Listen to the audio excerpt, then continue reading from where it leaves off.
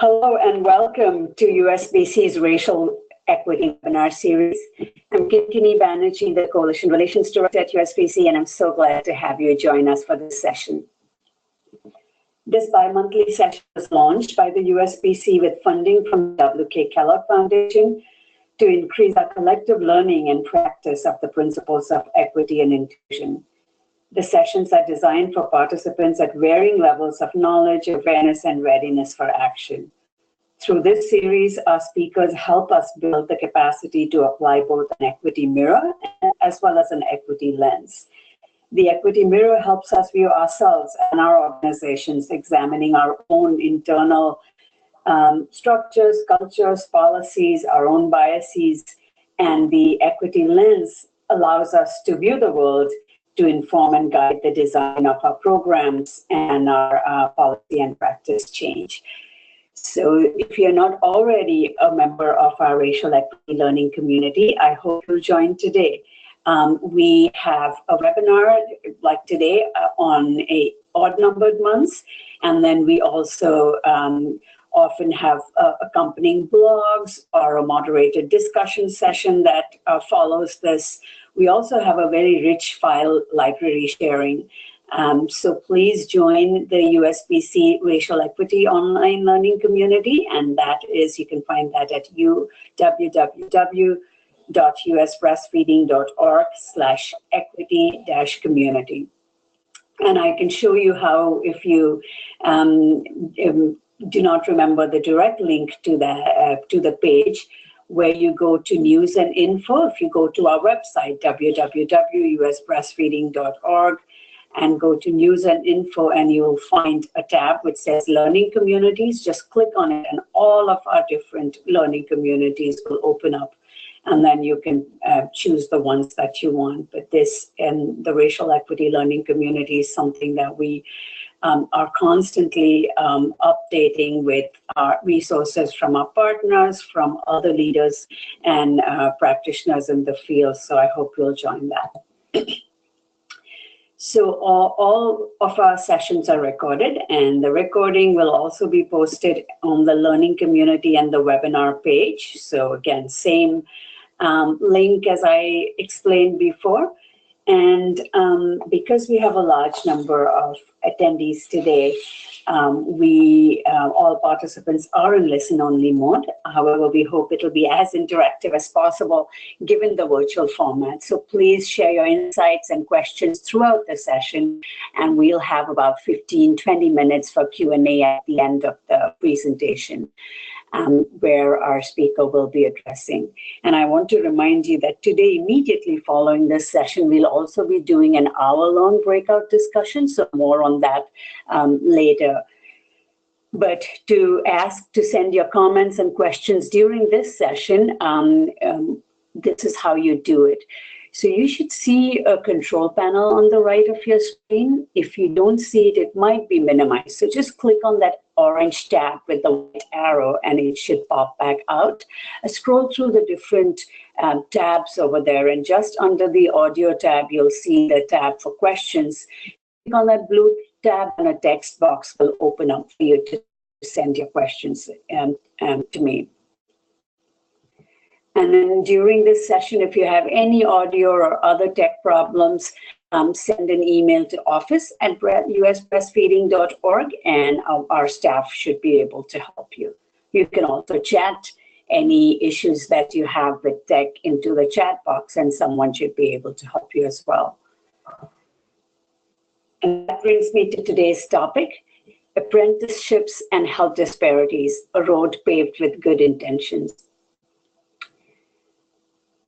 Many communities of color have too few IBCLCs that look like they do, because the profession has historically held many barriers to candidates of color.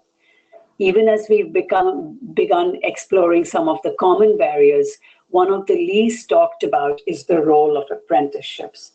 During this session, we'll hear the historic development of apprenticeship as a means of passing professional knowledge and some of the pitfalls of this approach. We will identify how apprenticeships maintain the current professional power structure around acquiring this credential. An apprenticeship often can serve as a gatekeeper of who is let in and who is kept out.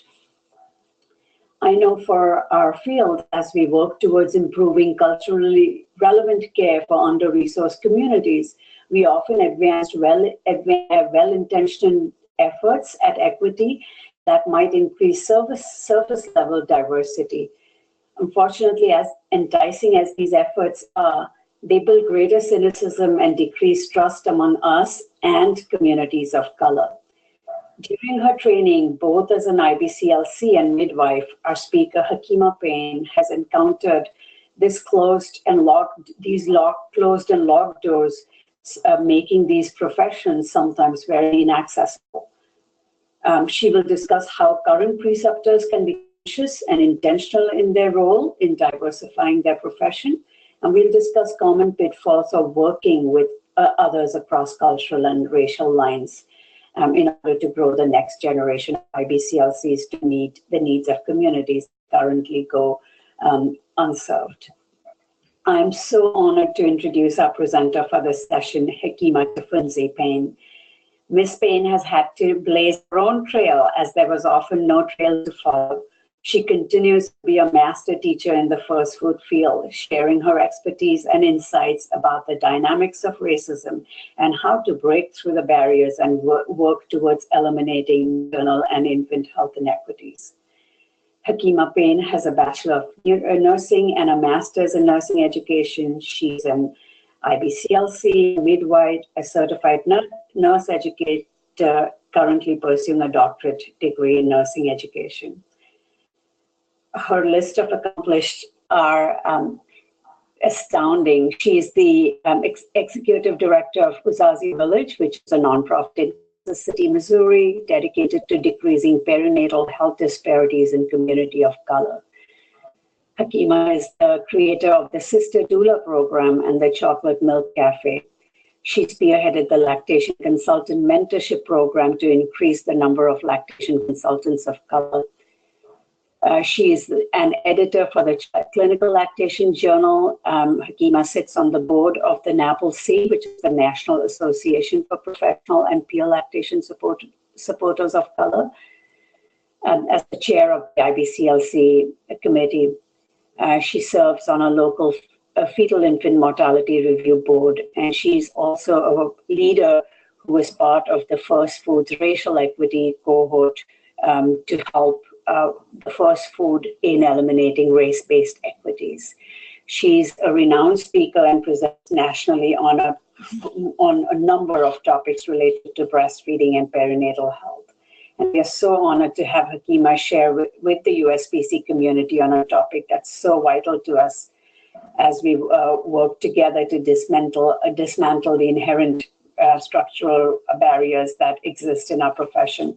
And with that, I am delighted to turn it over to Hakima. Thank you so much, Kenny. That was a wonderful introduction. I appreciate all that you've shared and that lovely introduction. Thank you to my audience who have taken time out of their schedule to join us today.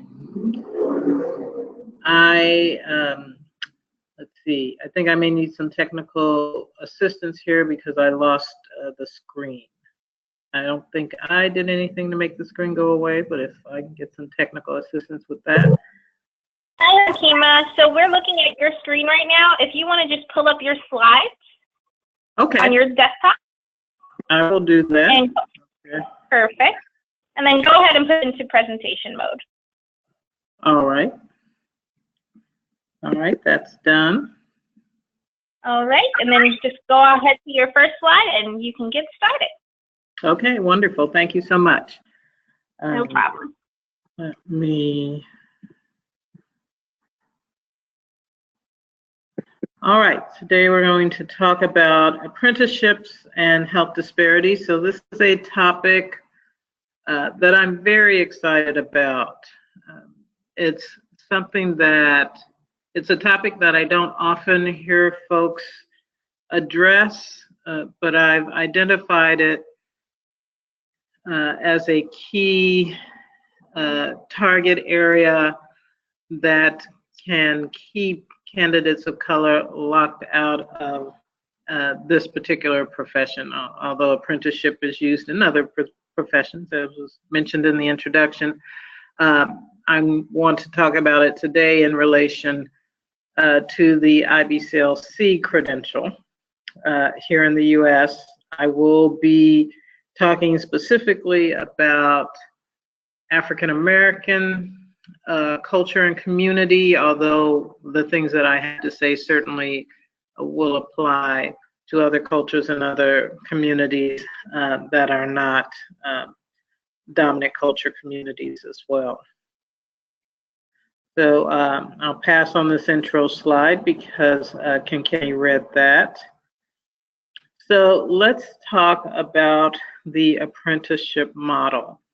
The apprenticeship model has been around a very long time and was the education model of choice for tradesmen and such dating back to antiquity. It certainly can be an effective model of passing on psychomotor skills and sometimes cognitive knowledge as well. Working one-on-one with someone who has mastered skills and knowledge of a profession is certainly a worthwhile way to approach education. It's not the only way, but it certainly stood the test of time and has showed its value for passing down a body of knowledge from one generation to the next. It is a model of education that has been chosen to become a huge part of the IBCLC credential and how lactation science and breastfeeding behavior knowledge is passed on from teacher to student. But there are some issues with it. And I have found that this model can become a means of perpetuating disparities in the profession. So my talk today is focused on candidates of color achieving the IBCLC profession. And I see we have a sizable audience. So far we have 91 people logged on. I'm hoping that some of those 91 are actual candidates of color who have either who are currently pursuing this credential or who have achieved this credential already and can share some of their insights in their pursuit of this credential and what apprenticeship was like for them. I think these are stories that we are lacking. We need to hear these stories. We need to understand these experiences. And it's not that I think apprenticeship is a cakewalk for anyone. I think the model is fraught with certain difficulties, which we'll talk about. But I think being a candidate of color and pursuing apprenticeship as a model of education has an entire overlay of concerning issues that often just go unaddressed. And so we're going to talk a little bit more about that in depth. But this is a respectable model. It's often used less nowadays in our information age when more didactic classroom training has taken its place, and you see knowledge for how to perform skills passed on in a number of ways that utilize more technological advances. I'm thinking of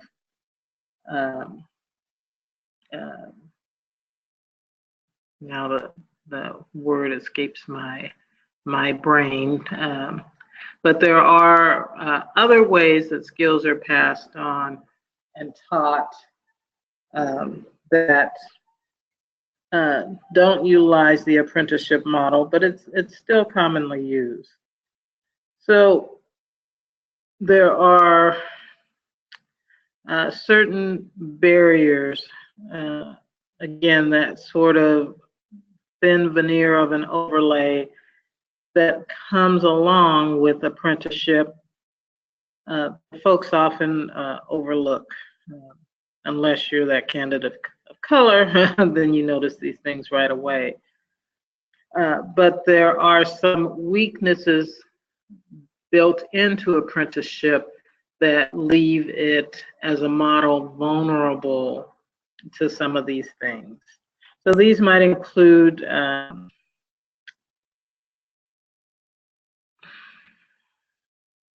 the power balance that apprenticeship brings. And so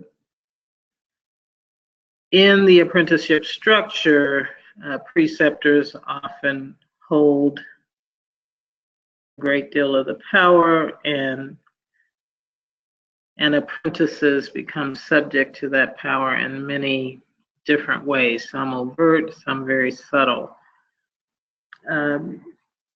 Because, I mean, there are ways to fix this, and we'll talk about how to tighten up some of these structures so that fewer abuses do occur. But teaching by apprenticeship can be very subjective, and preceptors are left to create that criteria. Sometimes standards are stricter or more tightly held than others, but this is where organizations can come in and create that tighter structure. But of course, apprenticeship by its nature is structured, and that too offers some benefit. But it also allows for subjectivity to creep in, and that the preceptors are largely using their own subjective criteria by which to judge the performance and learning of their apprentices.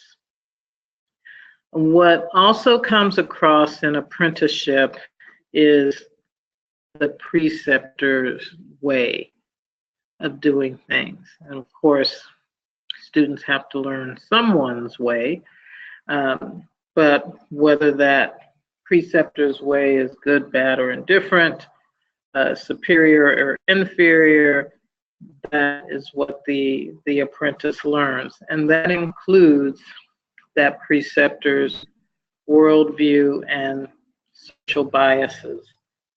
So those will come through in the learning too.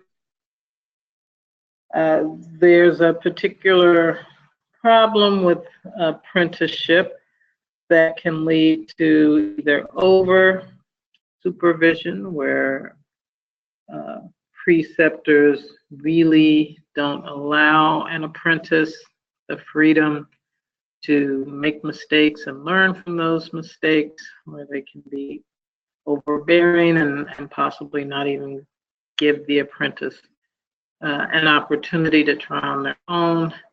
And the flip side of that, of course, is under supervision, where the apprentice is largely abandoned to sink or swim on their own, and might be asked to only involve the preceptor if they have questions, and of course, if they involve the preceptor, that may be seen as a weakness on their part. So finding that balance between over supervision and under supervision may be troublesome. Next one I want to talk about is the perpetuation of oppressive systems. So in some ways, Apprenticeship by its very nature can be seen through that lens. There's a teacher, there's a learner, and the teacher holds the bulk of the power, and the learner is subject to that power. So that in and of itself is a reflection of a system that does not encourage a balance of power. But there's also those, again, those social mores and social biases that can easily be conveyed within this kind of system of learning. So the social biases of the preceptor can become a barrier to an apprentice of color. Even things as subtle as the interpretation of an apprentice's appearance. So we live in a society where often elements of our being that are connected with African American culture are seen as negative or inferior. And so I've heard apprentices complain of having their appearance judged, quote unquote, unprofessional, because they might practice things like head wrapping, or they might wear their hair in a style that might be considered Afrocentric and therefore, quote unquote, not professional. So that interpretation of African American culture lends itself to negative stereotyping and negative assumptions about an apprentice apart from their actual learning or performance. One of the essential components to apprenticeship is trust. And there are a lot of barriers to that trust being built when there's a dominant culture preceptor working with a learner who's from a community of color. I want to talk more about that trust and things that can interfere with that trust on the next slide. This is what I identified as probably a strength of apprenticeship, is that teaching cognitive knowledge mostly involves telling, but apprenticeship involves showing, which is a much stronger teaching modality. We have a saying in my culture, more is caught than taught, which means that we tend to learn as human beings by observing what people do and mimicking what they do, than by just listening to what they tell us. And then there's affiliations and peer groups, how opportunities are accessed and passed on. So here, this serves as a barrier because often candidates of color are locked out of opportunities that they don't know about, because those distribution channels or communication channels where opportunities are shared and candidates are put forth may be communication channels that people of color aren't often privy to. And so in that way and other ways that I may not have mentioned here, apprenticeship can place barriers in the pathway of candidates of color.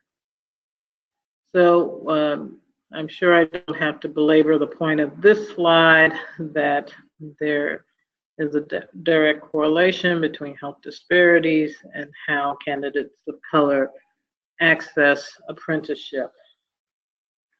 There are certainly ways to become an IBCLC without achieving a formal apprenticeship.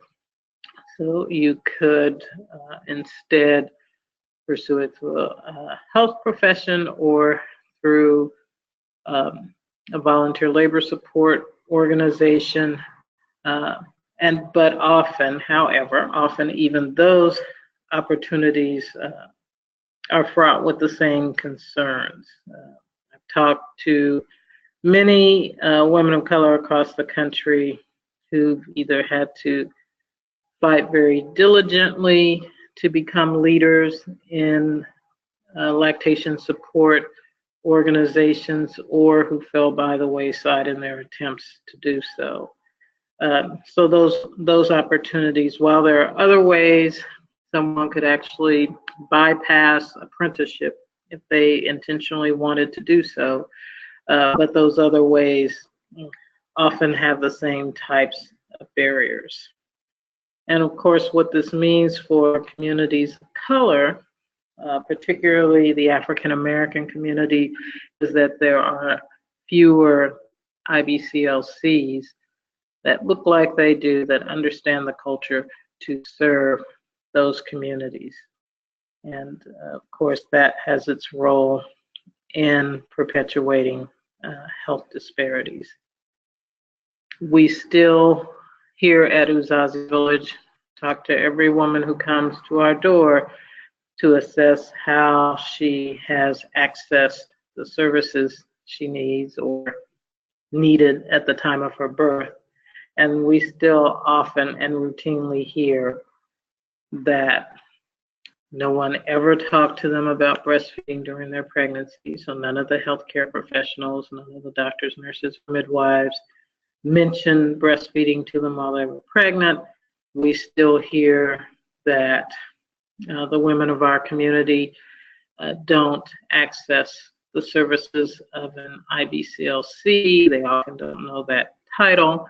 But when I say a nurse who helped you with your breastfeeding, they'll often say, "Oh no, I didn't have that. There's no one who helped me." And they certainly don't access lactation assistance after they go home from the hospital. So often their best bet to interface with an IBCLC is in the hospital setting. And by far the majority of facilities here in our community don't offer any postpartum lactation assistance. And even when they do, they often charge market rate prices for those services, which our community members often can't afford. So what I'm hearing, what I've always heard, is that the childbearing women in my community, particularly African American ones, are absolutely not accessing any kind of professional lactation care. The most they might get is what is received at a WIC office, and most WIC offices use peer counselors to do clinical lactation support. Even if the WIC office should employ an IBCLC, they're typically in an administrative role. At least that's been the case here in my community. And so women, childbearing individuals, aren't finding higher level assistance than what they can find at their local WIC office with a peer counselor. And of course, the net impact of this is shorter breastfeeding duration, simple problems that might have had a simple fix go untreated, and it results in the immediate cessation of lactation, of breastfeeding, and then whatever health concerns that might occur as a result of that are perpetuated. So shorter durations, much fewer initiations. And while having more IBCLCs of color won't fix all of that, I absolutely see the growth of this profession in Black communities as part of the solution, as part of meeting our needs in medical disenfranchisement that leads to these kinds of negative health outcomes for infants and their families can certainly be positively impacted by an influx of IBCLCs of color. So I'm deeply wedded to the idea that we need to create more IBCLCs of color and embed them in their own communities to help meet the need for lactation care that is sorely lacking in these communities. So let's talk about apprenticeship from the preceptor's point of view. So I have been an apprentice, but I've also been a preceptor. And as Kenny mentioned, I started a program here at Uzazi Village called our Lactation Mentorship Program. It works very simply. We have relationship with several hospitals, clinics, and pediatric offices in our community that take the apprentices from our community and from our program and assign them to preceptors in their facilities in order to get the 500 hours that's required to sit for the IBCLC exam. So why would those preceptors want to work with someone of another race or culture? Why would that be prioritized? Hopefully, it would be because of some of the reasons I already stated, because of the health disparities that some communities are experiencing when it comes to lactation care, and that those preceptors would feel a duty or an obligation to help build those communities, help fortify those communities against disparities by actively protecting and promoting the creation of IBCLCs of color who will, in turn serve those communities. But it's important to take your own inventory. Preceptors, a lot of preceptors purposely take on this challenge. Some preceptors believe it doesn't matter what their apprentice looks like, and perhaps aren't as thoughtful about it. But I do want us to take some time to think about what it means if you're a dominant culture person and you're taking on an apprentice who's from a community of color or from a different culture than you. It's important to know a little bit of something about that culture. It's important to take on an attempt to learn something about that culture, to learn something about your apprentice in order to make your teaching more effective, and to make sure that the impact you're having on your apprentice is a positive one. Because if there are negative biases, they will come through and they will express themselves in the apprenticeship. And of course, don't forget to think about the impact to your clients.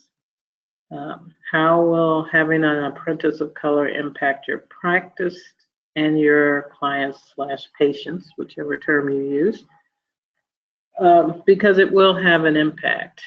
It will have an impact on both your clients and yourself. And one of the aspects of apprenticing a candidate of color that a lot of folks don't think about in advance, and it's not pleasant to think about this, but it won't be very long before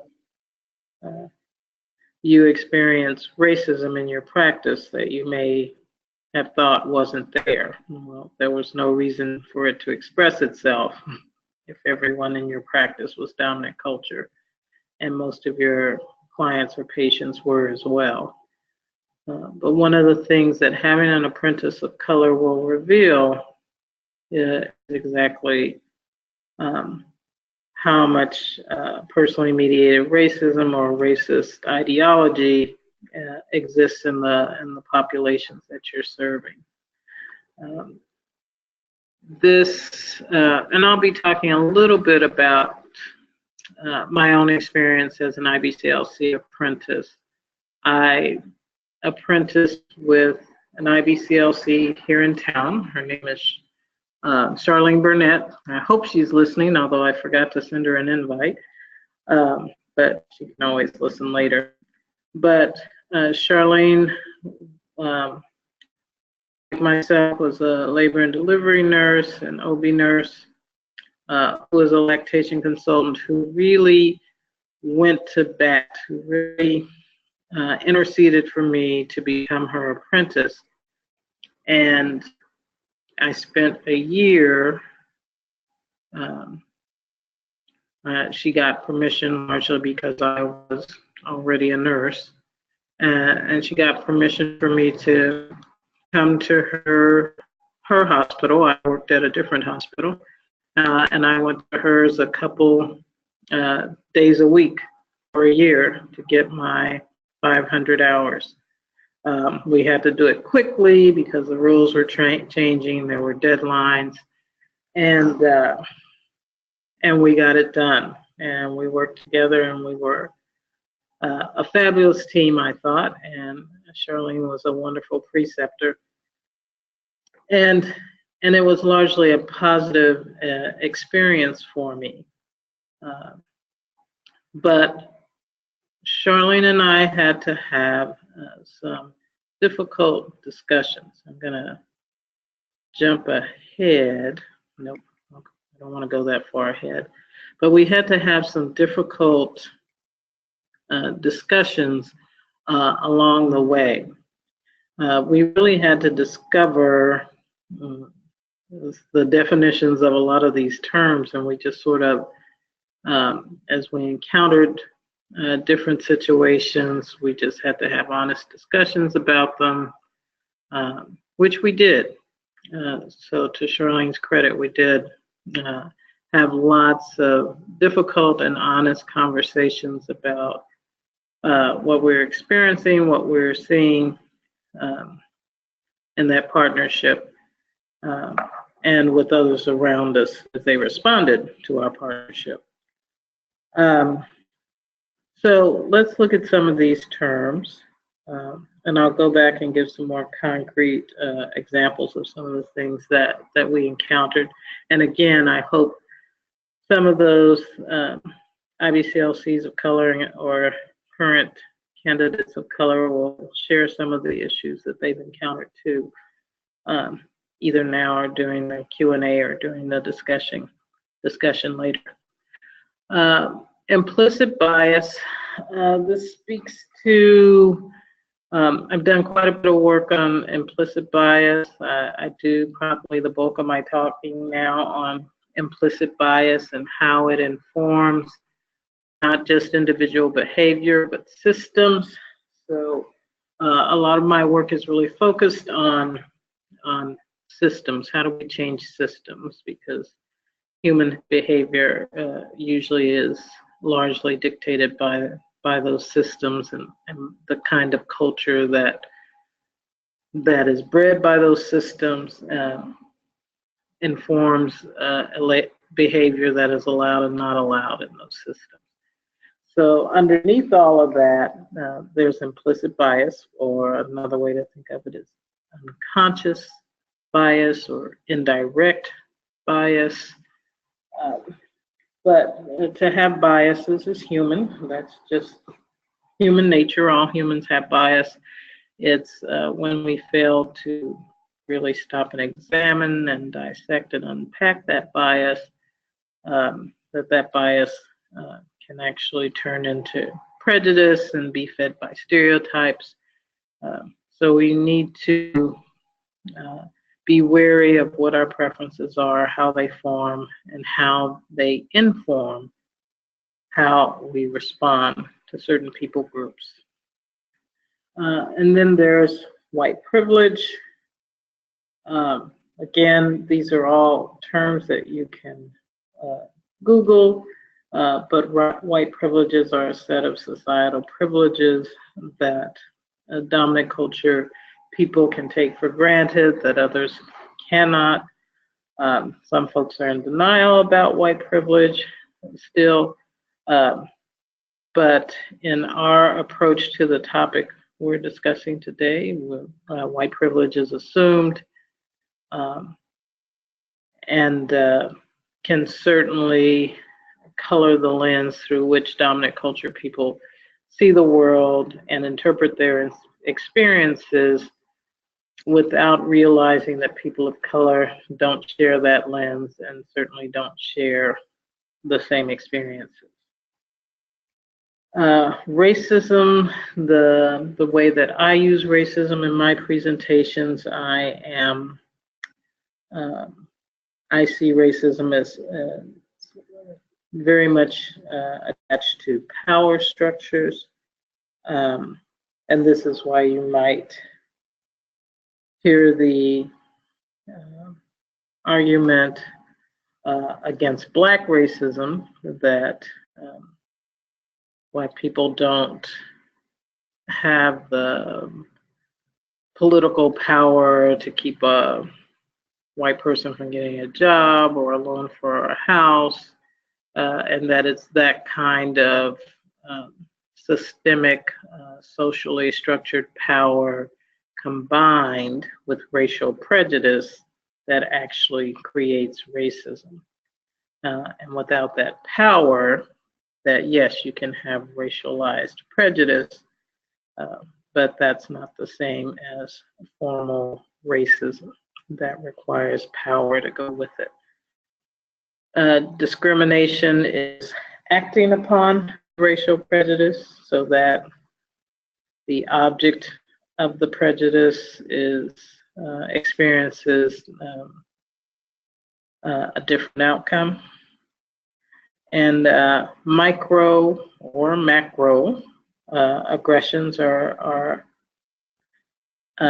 more subtle actions taken that also lead to those poor outcomes. In the case we're talking about, it often leads to candidates of color not becoming IBCLCs, which is how you get the disparity, which is a difference in number, and create those inequities, which is a difference in outcome.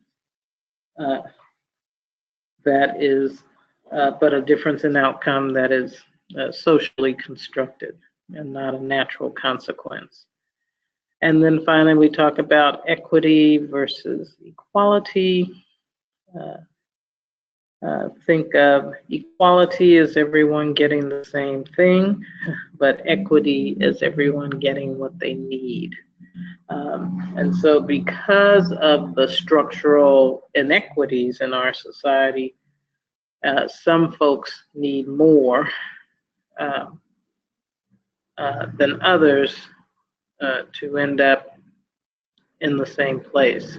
So some need more help than others.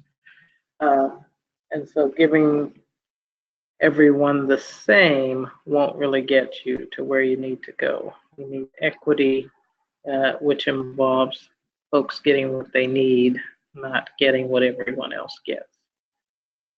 So some folks may need less, some folks may need more.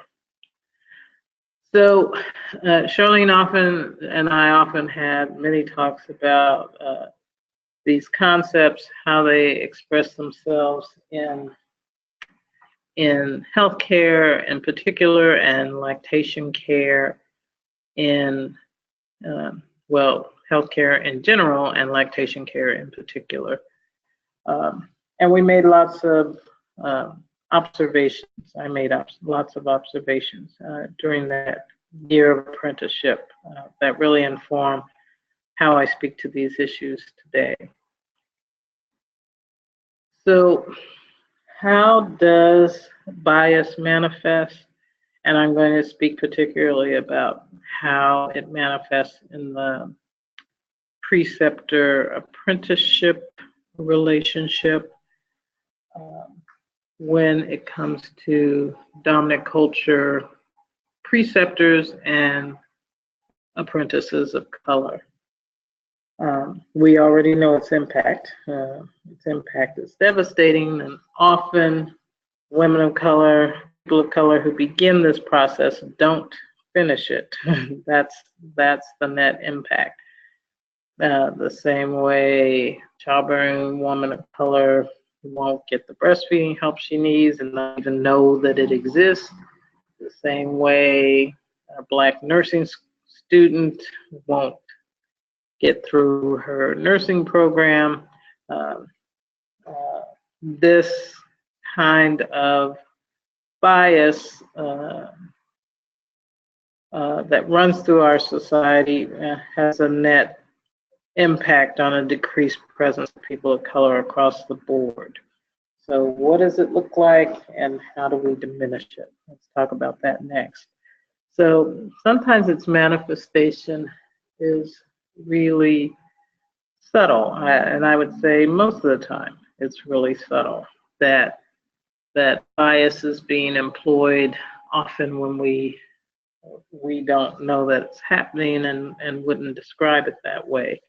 And I'm not just talking about for the preceptors, that sometimes even apprentices don't always know that has what, the learners don't always know that's what has occurred.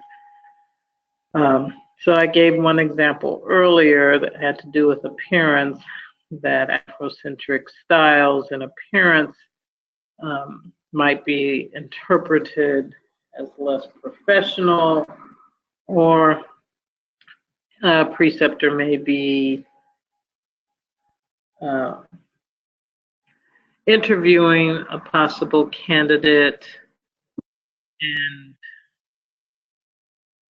and interpret certain behaviors or patterns of speech or difference in appearance as problematic. So there are all kinds of layers of subtlety to this, but often at the root of it is unexamined bias. One of the terms that I could have added to the list on the previous slide is color blindness. So often people claim to be colorblind, and it's really just as problematic as what I'm talking about here, unexamined bias. Because if you don't see color, then of course you can't see me because I am manifesting color. And so color blindness is problematic as well. It would be preferable for dominant culture folks to examine and understand those cultural differences that are impacting and influencing their decision making, not pretend that they don't see it, or on the flip side, being subtly but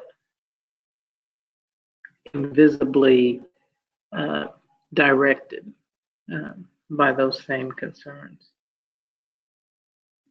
So we need to look at our own bias, and there's been some good work done on examining bias. There's some work out there, and Ken Kenny alluded to the guide on the website. There's probably quite a bit of reports and studies on the website that look at examining bias as well. But if it's not on USBC website, then it's out there, easily Googleable, if that's a word. But you want to take some time to acknowledge that you have biases, and then begin to unpack and understand what your own biases are around working with African American populations. And you should assume that you have some, because it would be difficult to grow up in this country and not. And then begin to do the work of unpacking some of those beliefs and examining how they impact how you move in and amongst particular populations. So I believe there's implicit bias test. I think you can just Google that and it'll come up. When you look at, it just takes a couple minutes to take online, and when you take the test, it begins to reveal how subconsciously or unconsciously you are responding to people's race, whether you realize you are or not.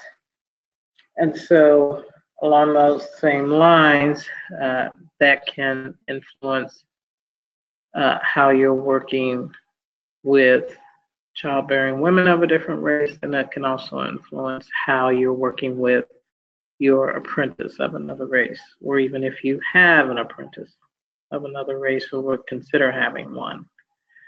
So the goal of this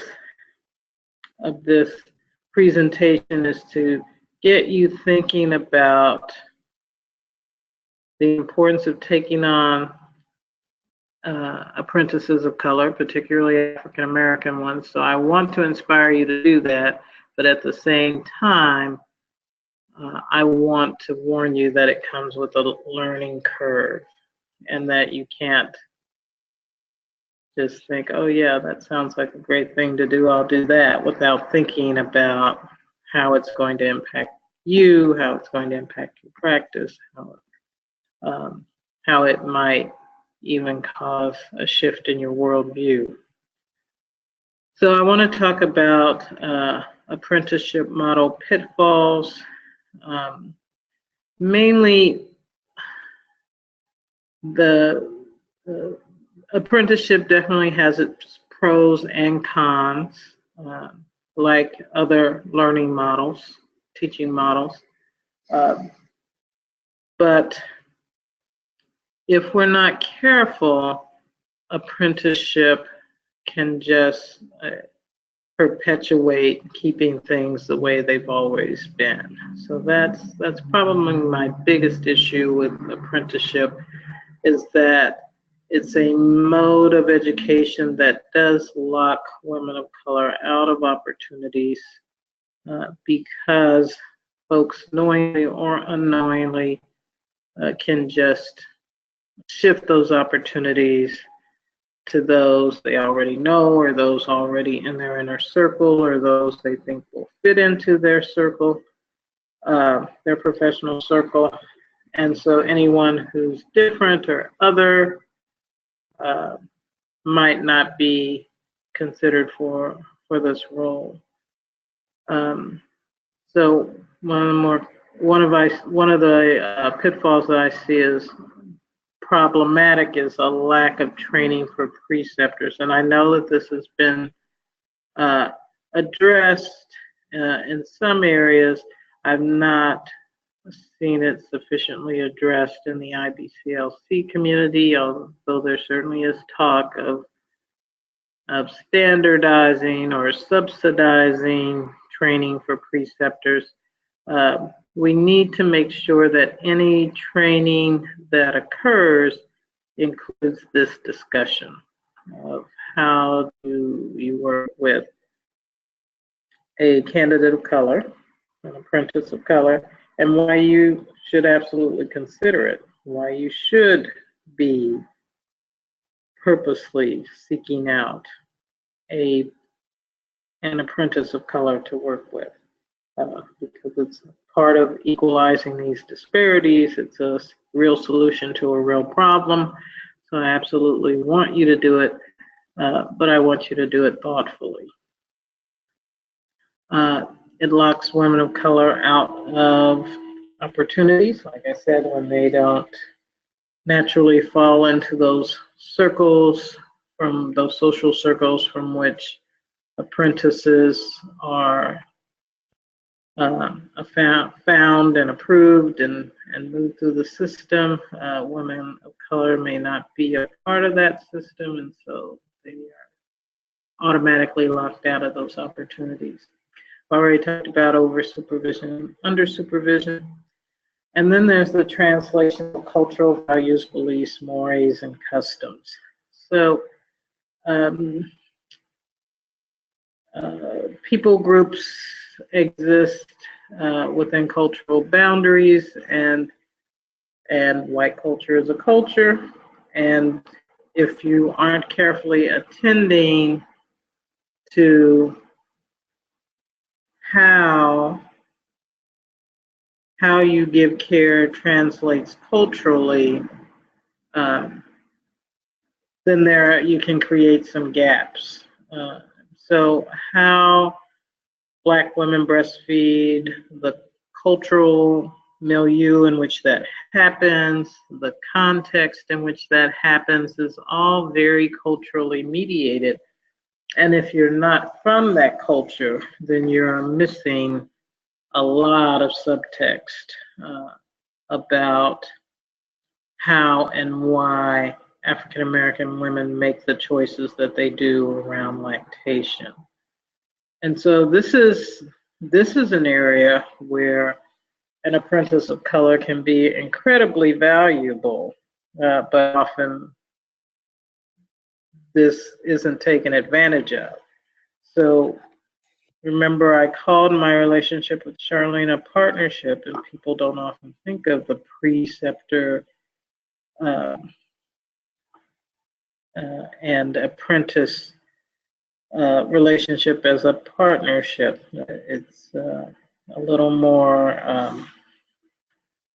it's a little less egalitarian than that, but it becomes more of a partnership when you realize that you have so much to learn from this apprentice of color, that you really know little to nothing about this culture, and working closely one-on-one with an apprentice from this culture is an opportunity to learn all that subtext that is lacking.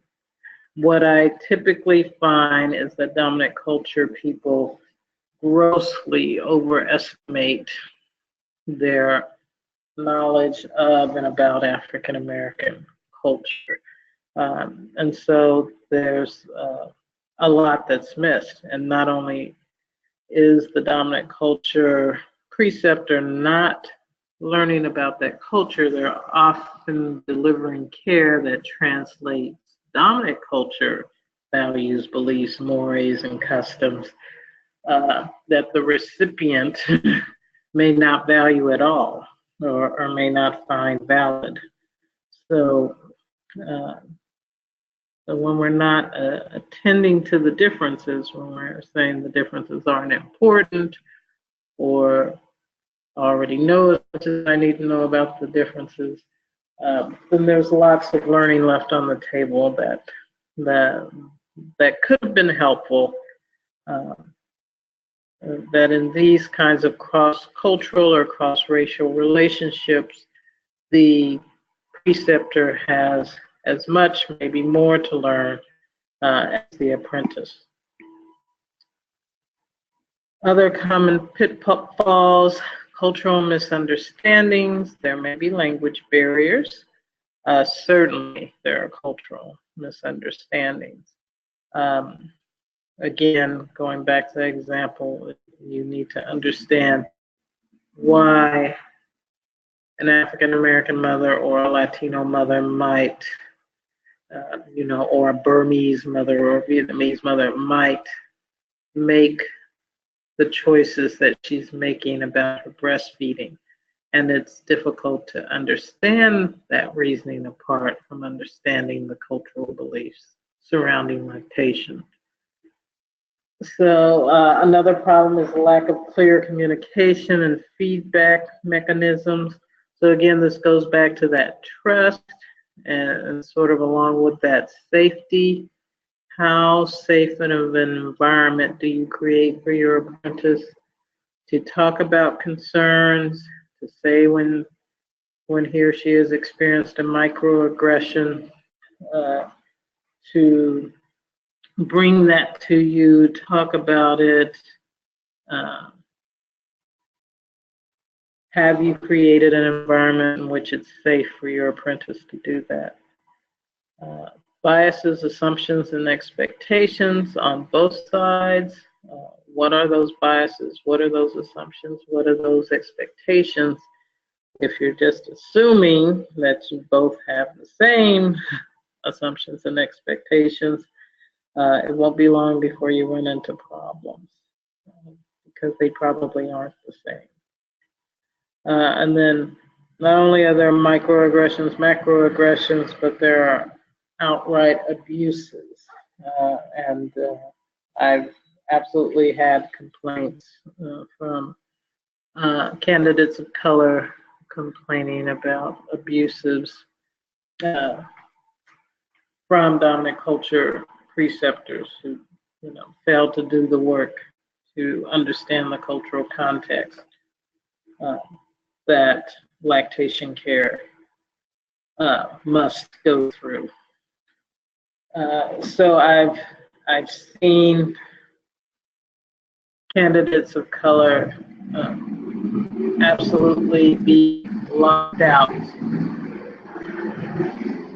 of the profession, be locked out of opportunities for learning because they didn't conform to dominant culture ideas about what an apprentice should be or look like or aspire to. So we have to be careful with that, because in doing that, we're actually actively keeping people out of the profession. Remember, apprenticeship is give and take. It's not the apprentice doing all the learning or the preceptors doing all the teaching. That the learning and the growing flows both ways in a good apprenticeship relationship. So strategies for success.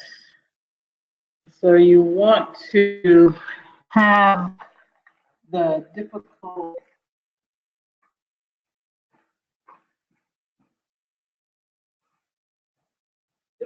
conversations.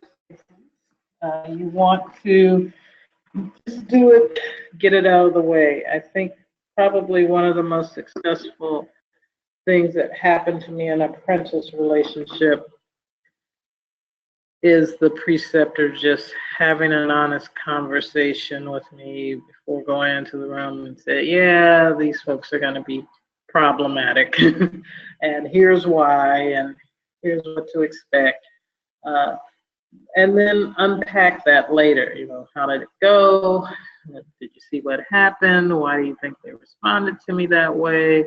What do you think was going on? It's not helpful when a preceptor either refuses to see or sees things but won't talk about them, or even subtly shifts the blame to the apprentice when the apprentice is the one who's been mistreated. So those are all things I've seen happen, that I've heard reported about from other apprentices. But it's important to be honest. It's important to have these conversations. You can't help it, and you're not responsible if someone mistreats your apprentice of color, but you should be able to provide a safe space for him or her to talk about that. So be clear in your expectations. Recognize that they may need to be modified to the needs of your apprentice. if you don't know something, ask. Maybe there's something quirky going on in this culture. You've made some observations. Ask. Usually, sincere questions asked from an open heart, an open spirit, are very well received. Create a mechanism for debriefing, so when bad things happen or traumatizing things happen, give your apprentice a space to talk about that, either with yourself or perhaps they need to talk to another apprentice of color. There's a time for that too, but make some kind of space to debrief anything untoward that may happen. Be committed to the outcome, and of course the outcome should be your apprentice passing that IBCLC exam, but stay committed to that objective. And just know that having an apprentice of color will make you aware of your own biases, but that's a good thing. We can't fix what we don't acknowledge, as Dr. Phil says, and so yes, sometimes having an apprentice of color will reveal your own biases, but consider that a very good thing if you're intent on unpacking and doing your work and having those biases challenged. For apprentices, it's important to speak truthfully, speak truth to power, to state what you need, to say clearly what your needs are, to enter into commitments with a clear view of what's required of you. I know African American women tend to take things on and just think, oh, it'll work out, I'll make it work. But it's important to consider the cost and make sure you're in a position to fulfill any commitment you make. Treat your apprenticeship like a job. Be where you say you're going to be when you say you're going to be there, and commit to complete the process. And make sure you're seeking out the support of other apprentices going through what you're doing, going through other candidates of color that you can talk and debrief with. It's good to keep open and clear communication with your preceptor, but it's also good to have other students that can relate to your experience. All right, I've listed my biblio there. I think we're right at about 10 minutes after the hour, and I wanted to save the last 20 minutes or so for Q&A or discussion. You don't have to ask a question. You can put in your 2 cents worth, and if you have any specific questions for me, then I'm happy to ask them. And there's my contact information. I'm Hakima Tafunzi Payne, Executive Director of Uzazi Village.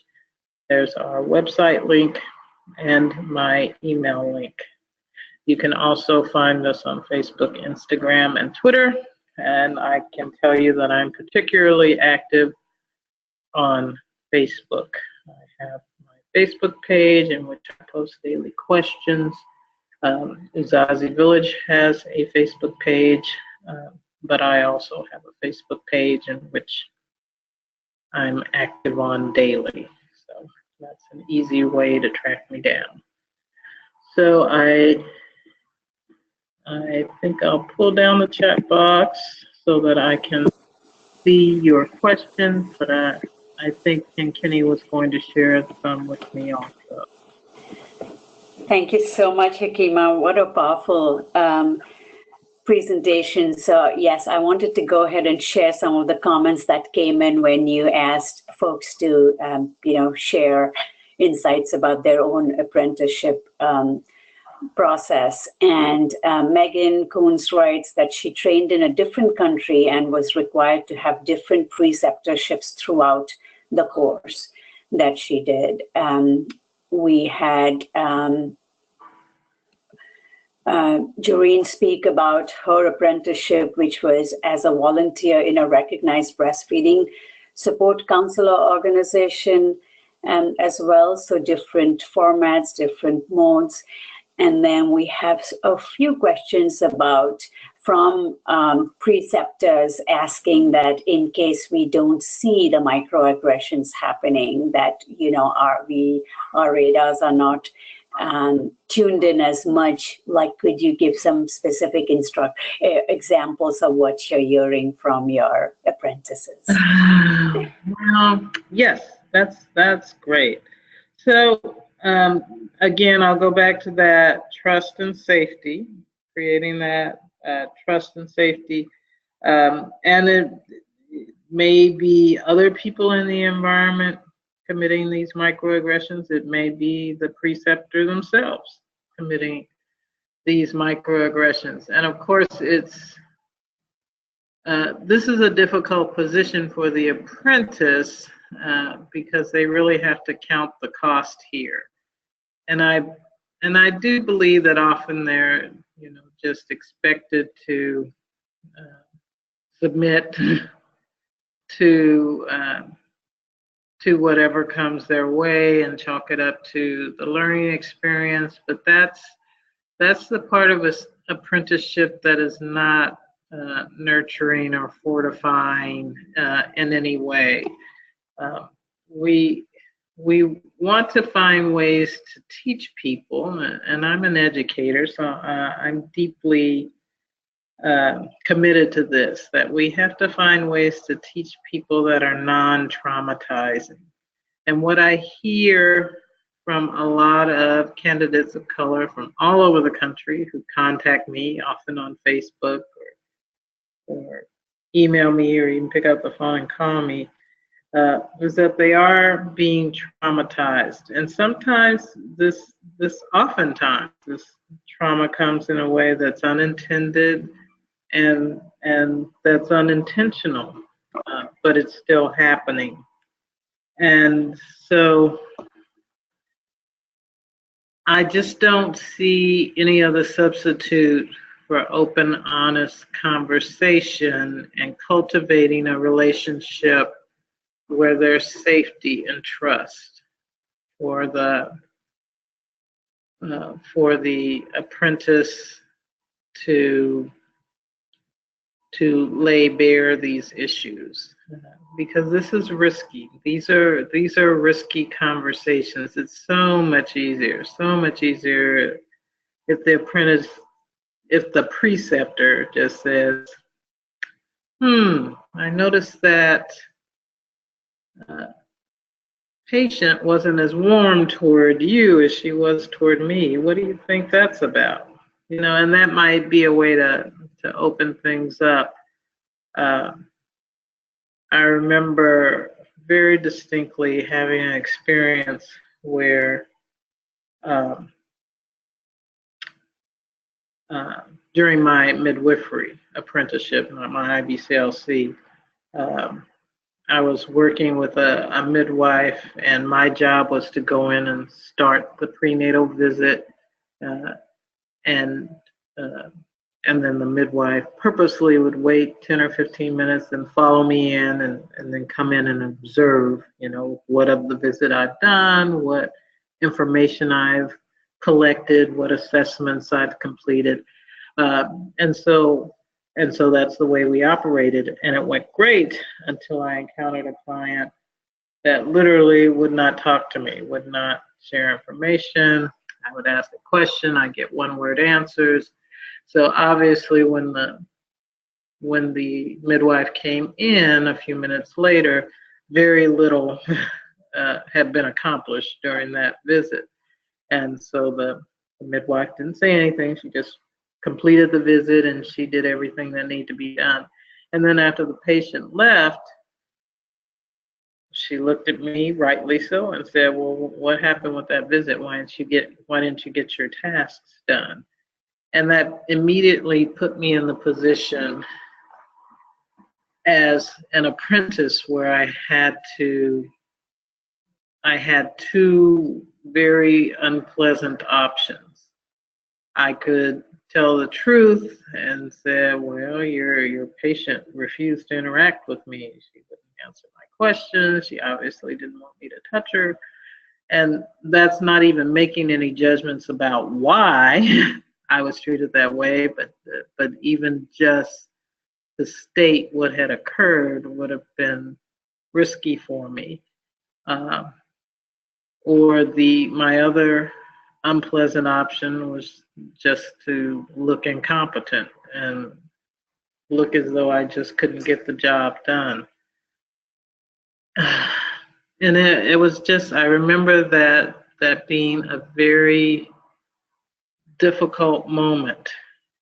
And a lot of the outcome of that conversation was heavily reliant on how much of that the preceptor wanted to face. Because what I often see as the outcome of difficult situations like that, when that apprentice of color has had a less than optimal interaction with the client, is that the preceptor either wants to somehow justify bad behavior towards an apprentice and say, oh, she's a nice person, maybe she was just having a bad day. Or what I often see is the preceptor blaming the apprentice. Well, she's usually a nice lady. I don't know why she would act any differently with you. And either of those, of course, leaves the apprentice. Both of those represent microaggressions. And both of those leave the apprentice in the position where somehow it's their fault. And when you create that kind of hostile environment where these kinds of microaggressions can thrive, then it's a very suboptimal learning environment for the apprentice, particularly the apprentice of color, since these interactions have some racial undertones to them. So it's really difficult, and folks have to find their way, but they won't find their way in the relationship if these things aren't spoken about openly and honestly. And I really have been privileged in a lot of my preceptor apprentice relationships to have folks willing to have these transparent conversations. Any more questions, Kenny? Yeah, thank you so much, Hakima. And that really is the nub of it. So much of that is where, it's like you said, it's a partnership, and the power balance has to be shifted in a way that each one is learning from the other. And so some of the standout things that you said was that have those hard conversations, be ready to have those, create a mechanism for debriefing, be clear, front load, and understand the biases that happen. So thank you for that, Hakima. We have Cynthia Goodmojab on the call as well. So welcome, Cynthia. And her comment is, many trainings subtly or blatantly present cultural competence as something that can be attained. That is, IBCLCs from dominant culture can learn enough to serve communities to which they don't belong, just as well as IBCLCs from those communities. Can you please talk about how this is actually not true, and how the fact that this is not true illustrates how critical it is for racially, culturally dominant IBCLCs to effectively serve as preceptors for aspiring IBCLCs of color? Yes, thank you, Cynthia, for asking that question. And I highly recommend Cynthia's work if you're doing your Google search and looking for more information on this topic, and you'll see one of Cynthia's essays in my bibliography as well. She's done extensive work on this topic, and I find her to be quite insightful. But I don't care for the term culturally competent because it does infer that you could be competent in someone else's culture, and I really don't believe that to be the case. I think you are always evolving and hopefully learning and knowing more and growing in your understanding. But one webinar, one class, one workshop just won't get you there. And that's why I say working with a candidate of color from another community is a fantastic way to learn more about another culture or another community, if you're open to that free flow of information and cultural awareness that can happen. Because you can also stop it. You can certainly send out the message subtly or overtly that you don't want to hear about their culture. They're here to learn about your ways of being and your ways of doing things. So you can certainly stop the flow of that information. But I prefer the term culturally congruent care. And until there are enough candidates of color, until IBCLCs have solved their own problem of disparities, the dominant culture, IBCLCs are going to have to do the bulk of the work in communities of color. And it's important to be as culturally congruent as you can be. You're not going to be culturally competent, but you can certainly grow in your knowledge and awareness of a community's understanding and thinking and ways of being, and especially when it comes to something as specialized as lactation, the cultural behaviors around it, the ways of thinking and how it's seen, how it's culturally viewed. Now, it's really important to get a handle on those things, but it won't be simple. It won't be helpful to not see color, quote unquote.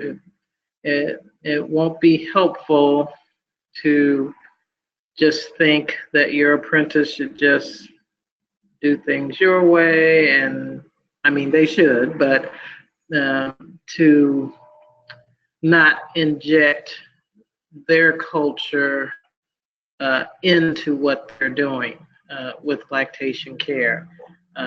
They should be encouraged to do that, and they should be encouraged to talk to you while they're doing it so that you understand why they're taking this different approach or why they're saying the things that they're saying, so that you can learn from it too. What I've found is, especially when I was working with Charlene, who is Caucasian and I'm African American, is that I was able to pick up on nonverbal cues a lot quicker when she was working with African American clients. So for Charlene, her idea of equitable care was to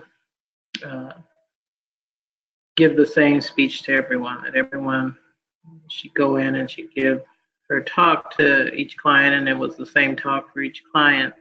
But what I found worked better for me is because I was picking up on those subtle cultural clues, was that I knew who, when it came to the African American clients, I knew who I had to be more subtle with, and who I could be more outspoken with, and who I could hang in there with them a little longer because I knew they were hedging. They may have been saying no, but they were still interested.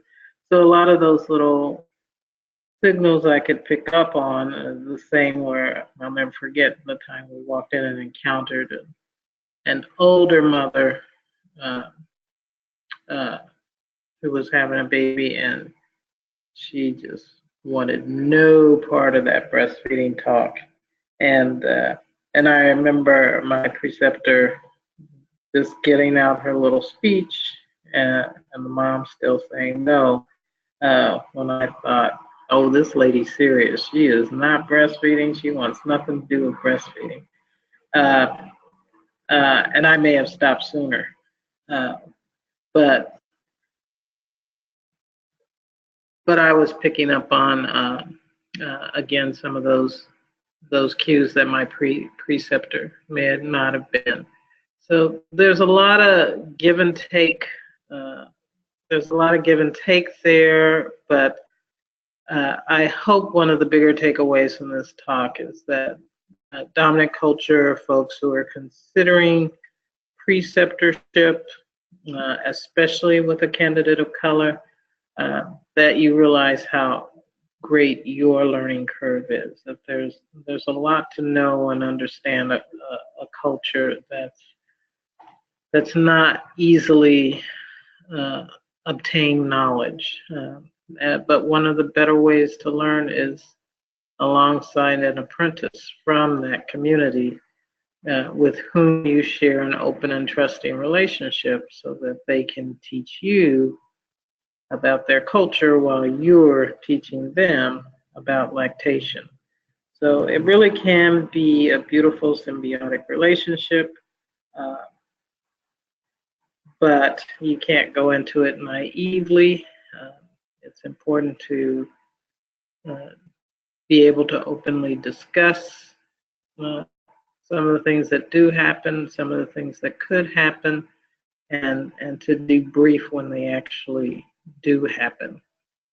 I've seen a lot of these relationships struggle and have challenges. Not that I want to discourage anyone, but I'm hoping that some of the issues I brought up in this presentation will prepare you better for when you walk this path, because I do want you to walk it. I do want you to take on apprentices of color with the idea that you are doing something beneficial to eliminate health disparities from our healthcare landscape. So I absolutely want you to do this. I just want you to do it in an aware and thoughtful way. Again, thank you so much, Hakima. And for, like you said, cultural congruency is a term that is just so much more apt than cultural competency that we can never achieve. For the participants listening here, Hakima did a session on us on cultural safety, which was also fabulous. It's a concept that comes where it's only your people themselves can decide what is culturally appropriate care for them. And if you go to our archives, you'll be able to see that too. There are many comments about how terrific this session is. There are some questions about folks wanting to start some kind of training, but they're an anchor institution, more like a hospital, and what kind of communities should they be going into. But I wanted to just let you know that this format, since I'm reading most of your questions, we do have the option right now of having a post webinar discussion, which starts pretty much immediately. And there's a separate registration for that. Danae has already put the registration for that in your chat box, but Danae, can you please do that one more time so that folks don't have to scroll up? There, I see that. And this is a good chance to have a real conversation about what you're experiencing as a preceptor, what you want to do as an apprentice, as you move forward with this. So thank you again so much to the folks who've been here, and especially to Hakima for coming and sharing with us again, and also for being willing to stay back for the next hour to answer your questions and to discuss with you. So thanks for all you do, and we'll talk to you in a few minutes on the breakout session. Thank you, Hakima. Thank you so much. Thank you, Kinkini, and thank you for all the attendees. I hope to see some of you in the breakout session. Thank you.